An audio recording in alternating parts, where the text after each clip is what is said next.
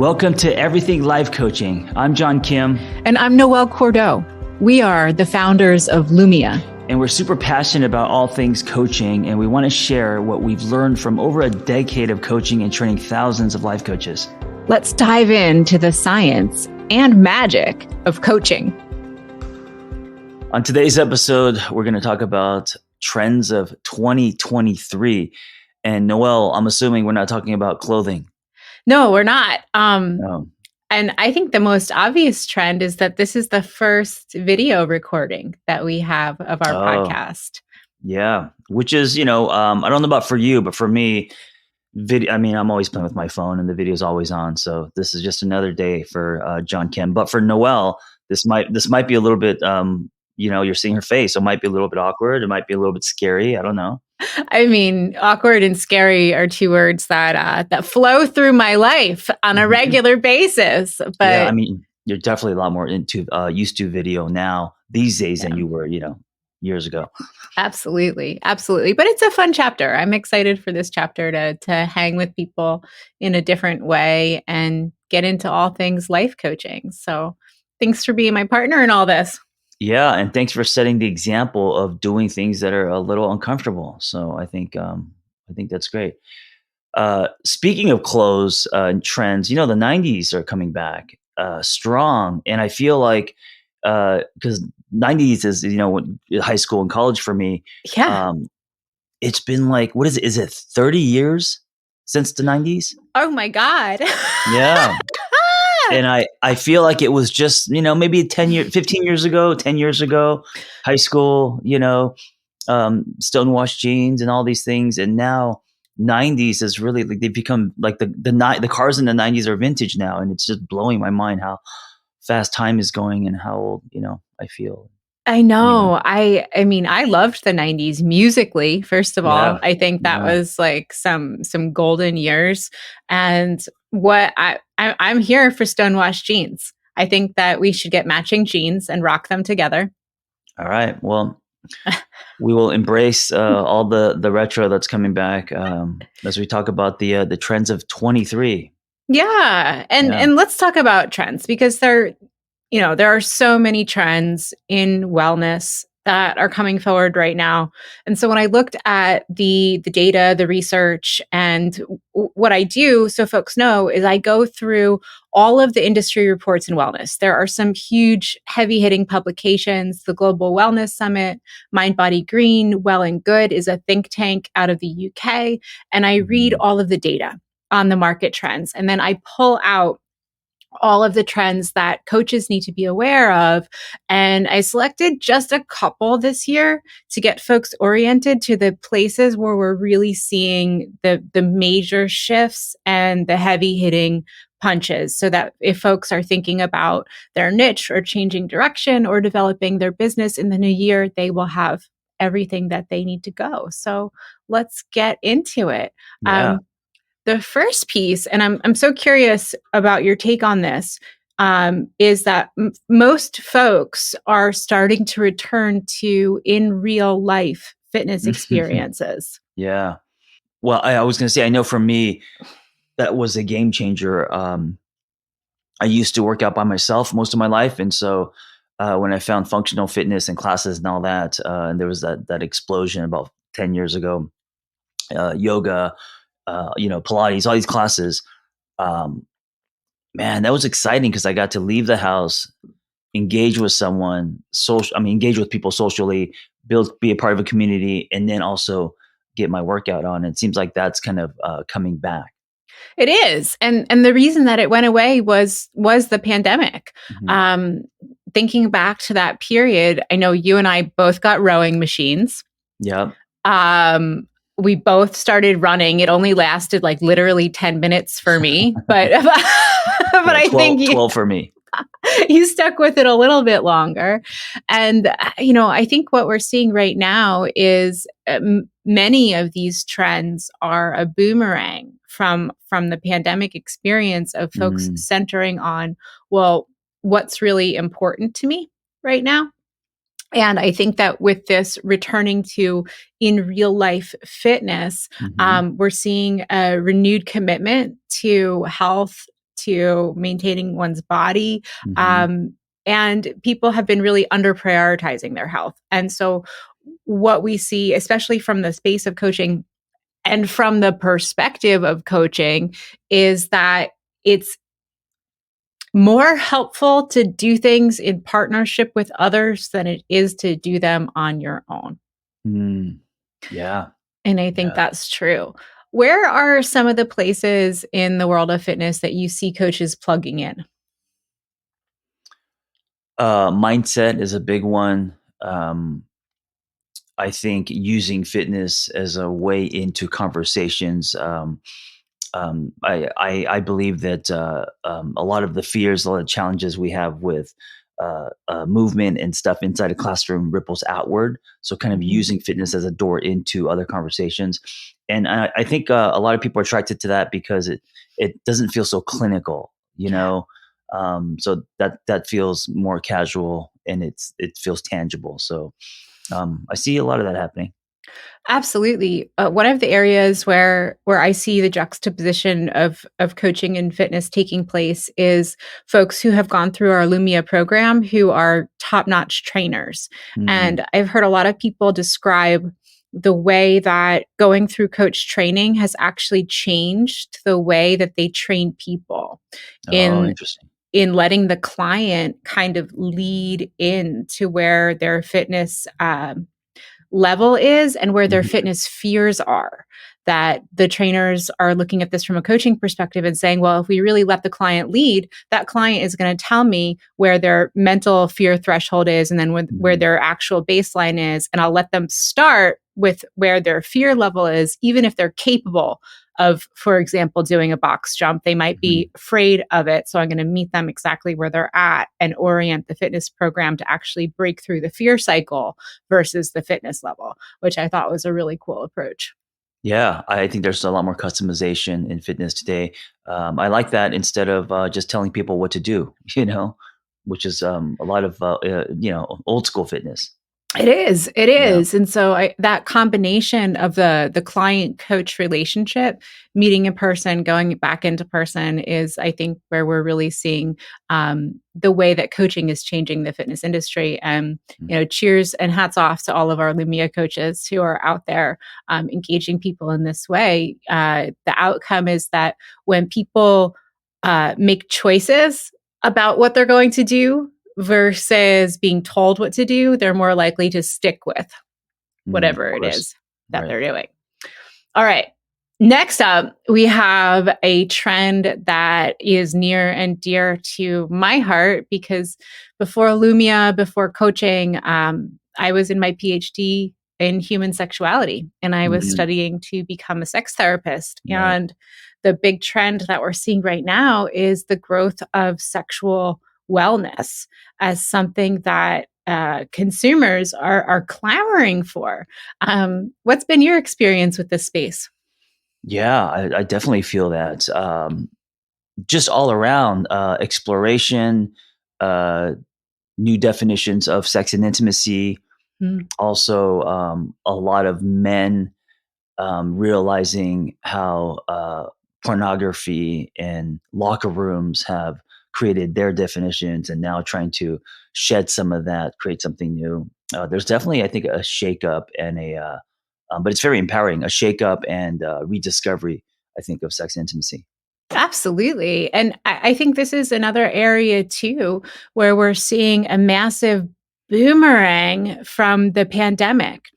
So, sexual wellness, sexual health, people talking about how they want to have sex, who they want to have sex with, how they want to experience relationships in traditional ways or non traditional ways has always been something that's pretty taboo and Hmm. something that Hmm. people have had to discover on their own by themselves in secrecy, maybe in random chat rooms.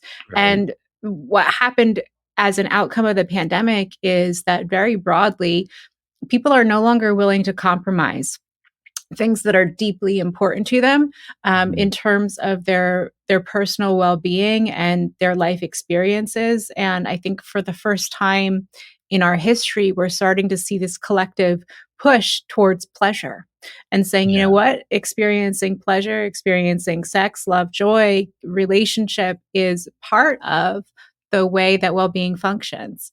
And this is a huge and rapidly expanding niche for coaches because of how new it is, Hmm. because so many people are scared of sexuality. So many people want um, to experience new and different things, but have no idea where to begin, no idea how to go about connecting even to themselves in this arena, let alone connecting with others. And that's where having a coach on hand to really walk you through the experience of, well, how do I go out and find a partner or a Hmm. community or a new experience for myself? Yeah, Um, or even if you're in a relationship, how do I express to my partner that I want something different, or I want to be touched in a different way? And I think a lot of people uh, have been having sex for the other person, or hmm. giving, or the giant shoulds, instead of it being more of a shared experience, and then finally asking, what do I want, what makes me feel good, and exploring all of that. So yeah. Oh, yeah. And there's such diversity in the way that coaches practice in this space. Um, in my own practice, one of I do colonized mind work in my own practice. And an area that people come to me for is non-traditional relationships and Hmm. non-monogamy. Hmm. Um, and that is something that I've seen an uptick in requests for non-monogamy specifically in my own private practice. And then looking out at our Lumia coaches, Rena has been focusing on female sexual pleasure. And she's Yeah. also seeing an uptick in non-monogamy. One of our coaches, Dawn Davis, has been focusing on kink and BDSM. She's seeing an explosion in her practice. We have Maria Two Straps, who Yeah. Maria has had a wild ride. She's in LA. She works on film sets as an intimacy coordinator. Mm. And when she jump started her private practice, she actually will go into the bedroom with couples to like help them understand how to explore toys and set Mhm. everything up in a really safe way. And to your point about men, one of the crazy things that Maria started experiencing as a kinky queer Asian coach practitioner is that her main client audience Is is men. heterosexual men. Yeah. Yeah. What do you make of Yeah. that? I think it's awesome. I know her, obviously I know Rena as well, and she is running groups right now, and it's basically um, dating questions that men have answered by a lesbian, and so just switching it up and giving men uh, a, something through a different lens, I think is really refreshing and courageous and awesome. Also, she shows up very who she is, Yeah. So yeah, I think she's great. And that's one of the keys to coaching writ large is showing up, Yeah. Yeah. as you are with someone. I had a new client session last week, and we worked on a coming out letter to her parents.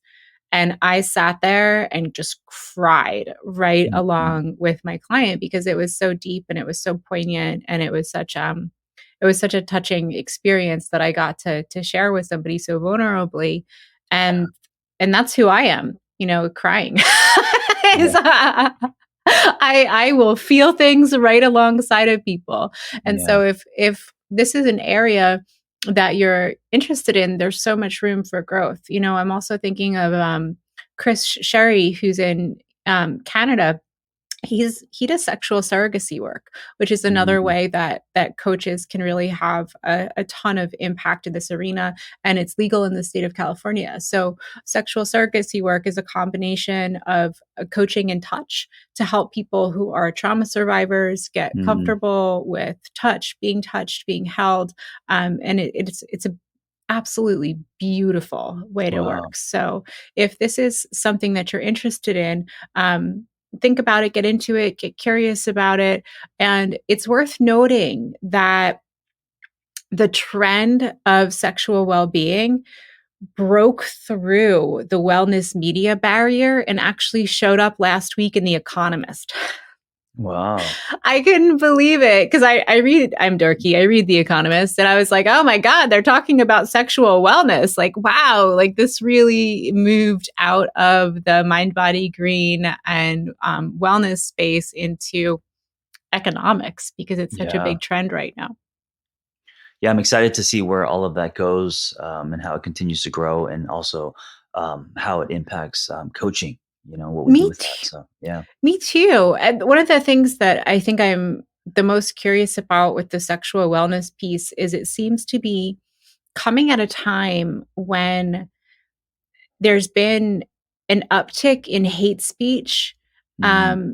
and violence towards folks of diverse sexual identity. We're seeing a lot of, protests of drag shows right now. Yeah. And there was that horrible shooting in Colorado Springs. And there's been anti trans legislation across the board. And so I think that we're starting to see this fissure in society where the old way is Hmm. clamping down harder, but what the consumer base is saying, what the market is saying is we want sex.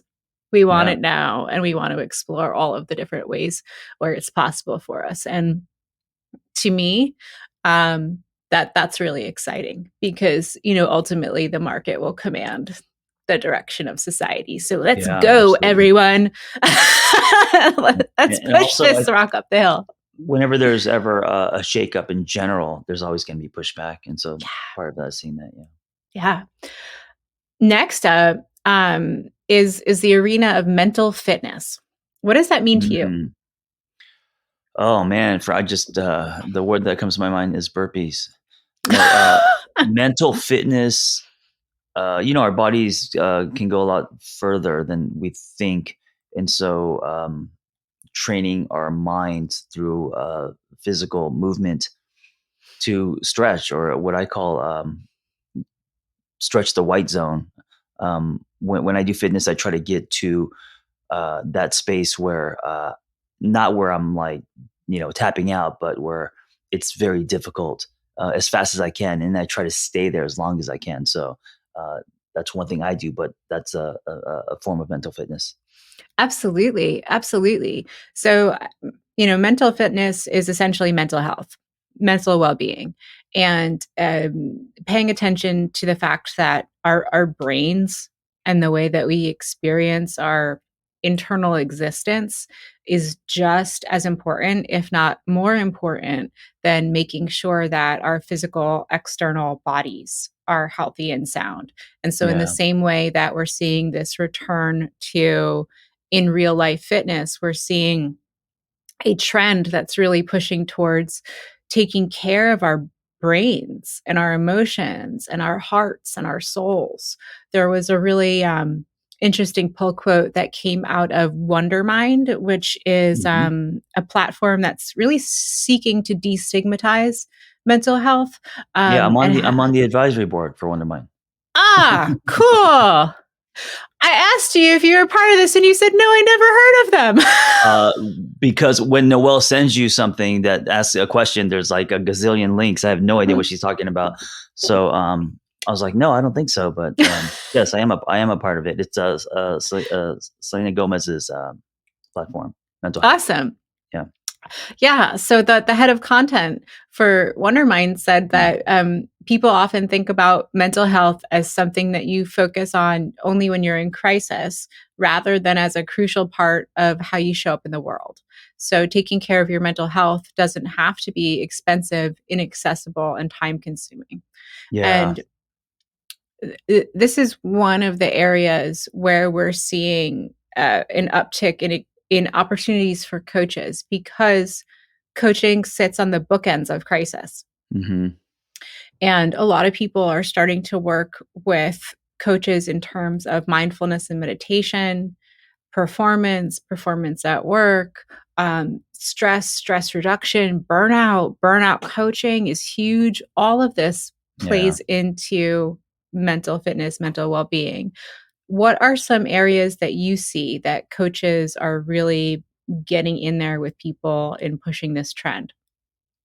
I was gonna say, the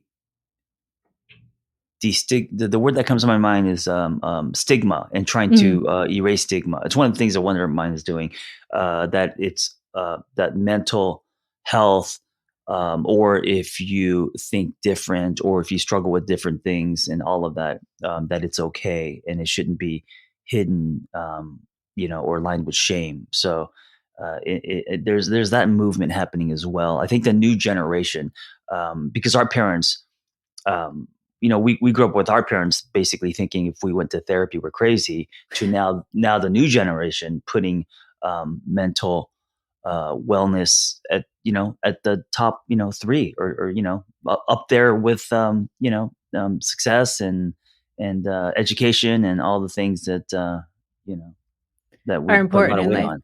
Yeah. I know people who put that in their dating profiles, like, "If you're not in Mm. therapy, I don't wanna date you." Oh, yeah, yeah. Which is great, because now, we're putting therapy, mental, wellness, coaching, all of it on stage, front and center, shining the spotlight on it, embracing it, and saying, "This is important to us." Absolutely, and I Yeah, think implicit in here too, thinking about, what's next, the future, it's all about diversity. yeah, I know that, neurodiversity is a huge piece yeah. of. That's new and big right now, I think, It neurodiversity. is, Yeah. and that's in this mental fitness, Mhm. trend. If you're ADHD, having an ADHD coach to help Yeah. you understand your brain through the really specific lens, that you might happen to see through, and helps you really make sense of your world. Sober coaching, dealing with substances, that's a huge part of mental fitness. Mhm. Um, and it goes on and on and on and on. So, every aspect of diversity that people might experience, when you drill down into that as a coach and you're flying your flag around, the more specific you can get, the better job you'll do at attracting your people Mhm. to it. I think breakups are in here too.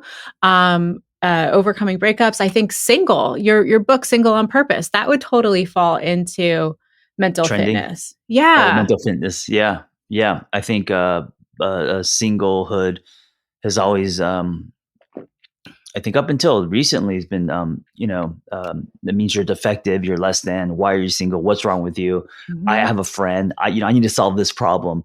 And, I think people who are single now are finally saying, you know what? I'm actually good, and we can smash the ticking clock, and I can be single for a while. Doesn't mean that I want to be single forever, but, really kind of giving singlehood a cape, and empowering that, I think is also happening. And a lot of people are single on purpose forever too, and so Yeah. destigmatizing that as a lifestyle choice. Yeah. Yeah. Um, I think this too flows into the feminist space of body Mhm. acceptance, Mhm. and acceptance around different aspects and versions of womanhood in general is a Yeah. huge part of this. Not everyone wants, the picket fence with the, 2.2 kids, and, like, that's a blueprint that's been passed down, and so, yeah, customization. Customization, that's what it's all about. Um, Another piece that's coming through that I got really excited about seeing, because it so specifically ties into the work that so many of our Lumia coaches are doing, is it's a two-parter.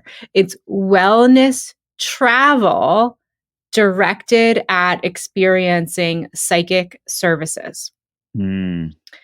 And this trend is backed by big money, big, big, big money. So we're seeing, like, the Arizona Biltmore now has Reiki sessions Yeah. alongside of your facials. And we've also seen this coming from, pretty much every big name spa out there has all sorts of different things that you can do in alignment with that. We're seeing uh, astrology readings taking Yeah. place at different spas and wellness retreats. There are so many different targeted vacation packages. There are now retrograde escapes being Mhm. marketed. And this trend, at least what the literature is saying, at least what all of the data is saying, is that this trend is coming once again from a backlash from the pandemic, that people have lost trust in traditional systems. Yeah. So that's like church, school, government, Mhm. and let's go astrology. I Let's, wanna put my faith in the stars instead of but yeah. also, psychedelics, Mhm. obviously, huge. Yeah, it's huge. And that all ties in to experiencing different aspects of spirituality, and maybe even a return to a state of nature. Just even thinking about like looking up at the stars, that's probably something that we can all say ties us to the core of our common humanity. Since the dawn of civilization, we've looked at the stars and wondered, what the fuck we're doing here. Mhm. And I see this happening with our coaches as well. There are so many of our coaches who do this work, who lead retreats, who take Yeah. people out into nature, who read tarot, who do birth chart readings. Catherine Schwartz in Tennessee, she combines Reiki, healing, coaching, and nature walks, Mm. helping people reintegrate with nature. I know Chris Clark in Oregon combines tarot and coaching. Mhm. Millie, Astro Yeah. Consciousness in LA. She does her birth chart readings, and she does retreats, mindfulness meditations with Barb. And I know I'm missing people, but it's a fantastic field. You and I have both given these services as gifts to each other over the years. Right, right. It's not, woo anymore. It's just becoming kind of mainstream common language, astrology Absolutely. and readings, yeah. Something that knocked my socks off when I was doing research to have this conversation was that Well and Good, which is a wellness based think tank out of the UK, found and quoted an ICF certified travel coach. Mm, And I get so excited every time I see the words ICF and coach sure, in print in big yeah. publications, because I'm like, oh my gosh, this is heralding, everything that we've been talking about, the importance of certification, the credentialing, the letters after your name, seeing coaching legitimized in this way in print. And the person who was interviewed, her name is Camila Castro, Mhm. and she calls herself a mindful travel coach. And she's Mm, been seeing people seeking out these kind of services as a way to find spiritual grounding. And more and more and more travelers out there are wanting to go away, leave their everyday lives, tap into something new, and have these experiences. And so, if you're thinking about what you can do differently as a coach in 2023, this might be a really cool avenue to explore. And this might be a really cool avenue to explore in terms of partnerships. mhm. John, I know you've been part of retreats in the past. Yeah. What's that experience like as a coach? What was it like for you to be a part of that? For me, it was great because I spend most of my days in the garage slash studio or by myself writing or making videos. So to go on a retreat and help other people in person in a group setting and also in a location that can be beach, jungle, somewhere really cool. Um, it's amazing. I mean, I know people who they don't want a private practice. They just want to run retreats because they get so much from it. So yeah, retreats are huge now. I mean, they've been growing, but now there's retreats everywhere you go, and coaches are running them and putting them together, and you could get hired to be a part of a retreat, or you could run your own. So Yeah. And I think too where I see so many partnerships form within our Lumia community mhm. is people have such awesome collections of Yeah. services. So we might have a mindset coach paired with somebody who does readings, paired with somebody who does mindfulness or yoga, paired with somebody who does improv, and throw it all Mhm. together in a retreat. And the guests get such a wonderful experience. Yeah. So we're Yeah. starting to see so many of those partnerships bubble up within our organization. I have one more trend for us, and it's a big one. And I think that this is another one that I'm going to personally predict alongside sexual wellness. These are going to be the big booms coming in 2023, and this is community-based well-being centers. Yeah. This is another area where there's really big money Both on and behind. offline But no, or in person? this is well, I think Lumia is a really fantastic example of a community-based Mhm. online experience. Sure. And we did this, long before the pandemic made virtual communities a thing, and long before this was ever a need, simply because coaching is such a new field that we needed to band together as a community in order to cross pollinate with resources and Mhm. motivation, and it's been super effective. But the specific trend that we're seeing right now, and the reason I wanted to highlight this for our listeners and for our coaches, is because this is where jobs are forming. This is a huge market that money is just flowing into right now. And there's a reason behind it. There's an epidemic of loneliness coming out of the pandemic. The statistics are really staggering. 36% of all Americans, 61% of young adults, 61% of young adults feel Mm. serious loneliness. Yeah. This is a study that came out of Harvard. And many folks, 43%, say it's due to the pandemic.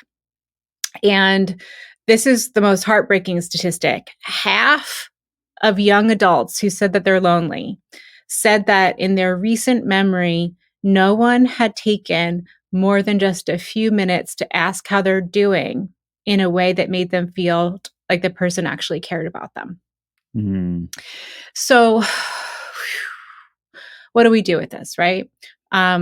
We know that society is fragmented. We know that the traditional community, alongside those white picket fences that we were conditioned to want and to hold up as like this is the way of life in America, especially, have kind of gone away. People don't know their neighbors. They don't talk to a lot of people. A lot of people work from home. They stay in their apartments. And so society is starting to look for ways to rebuild community around different aspects of wellness, to create gathering spots where the element of care, knowing your story, knowing what you're up to, is actually part and parcel of the experience of coming in. I started working on a project, working with a friend, just helping out here and there. There's a gym that's being built in Philadelphia where the story of all of the people who go to the gym is right smack in the middle of the group fitness experience. So that's actually Mm. combining in real life with community-based wellness. And this is, oh, by the way, one of our Lumia coaches who took that notion of care and bridged it right into this gym. And the fellow who's the investor is from France, and he said, Mm. living in the U.S., I miss the community that I used to have in France. And he said he sees so many people, young people, working from home with no anchor of community, that they want to kind of like recreate that experience. Mhm. And that's just one example. There are so many. There's a place, it's called The Well, and they have locations in New York, Connecticut, and Costa Rica. And they Wow. offer like beauty treatments, but they also offer classes and access to wellness experts. So if you're a coach and you're listening right now and you're thinking, wow, like this sounds like a place I'd like to work, The Well has locations in New York, Connecticut, and Costa Rica. There's another one in New York called Sage and Sound. They have facials, acupuncture. They have a speaker series, and they have daily classes, everything from poetry to meditation. And coaching services are implicit, in all of this work, really bridging that gap, because one of the things that coaching teaches you how to do as a practitioner is how to care about someone. Yeah. How to ask those questions, how to build trust and safety, how to be intimate. And so it's a skill set that folks who are certified and credentialed have a serious competitive edge in the market of wellness practitioners to move into spaces like this. Have you seen any popping up in LA? No, I'm sure they're here. But what I've seen is online. I've seen the explosion of micro communities. So I think because it's not about I think how many followers you have now. It's more about taking the following that you do have and really building trust. I know there's a platform I use called Circle. I think they just raised 35 million. Wow. And people are getting kind of sick of social media algorithms and all that. And there's a lot of tech companies building platforms where you could build your own micro community. And so, yeah, it's happening online, offline. And, the common thread between all these trends is the fact that there's evolution with wellness in general. And then with that comes opportunity to coach and be coached as, part of your life is just a normal thing. It's not a niche anymore. It's just the way we live. It is. It's the way we live, and that care piece, I think, is in the center of all of it. Whether it's sexual well-being or in real life fitness or care centers, or just the way that we show up as coaches day in and day out. So thank you for joining me for this conversation and being on camera today. I'm excited to do it a lot more as we truck forward into the new year. And if this is exciting to you, if you're excited about all of the things that we're talking about, or even any of the Lumia coaches that we've mentioned, come on in. Our community is so awesome. And this is where we have conversations like this all the time, day in and day out, getting into the trends, getting into the opportunities, and helping each other explore the world as it's being built.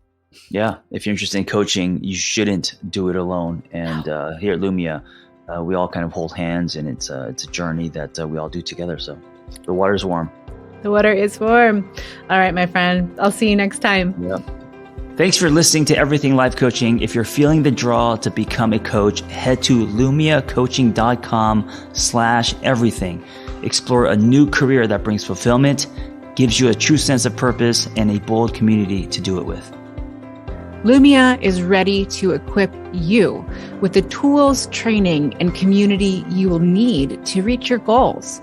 If you're ready to build a unique coaching business on your own terms while making an impact on the world at large, Lumia is the next bold step in your coaching journey. That's lumiacoaching.com/everything. And hey, if you're waiting for a sign, this is it.